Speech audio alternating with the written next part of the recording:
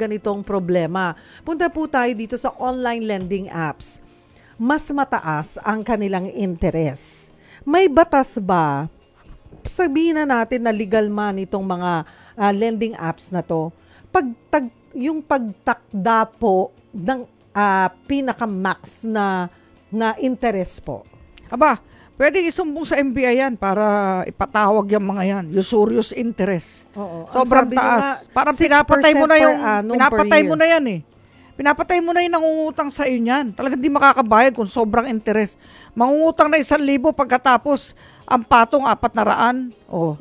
Tayo 1,400 ang babayaran. Sobrang taas nun. Kaya sa puntong yan, kailangan po isumbong ninyo sa kinaukulan. May anti-fraud unit ang NBI. Sumbong natin. O kaya pumunta rin kayo sa aming opisina para matawagan yung online lending na yan. At pagharapin kayo, immediate natin para ayusin, i-restructure yung loan.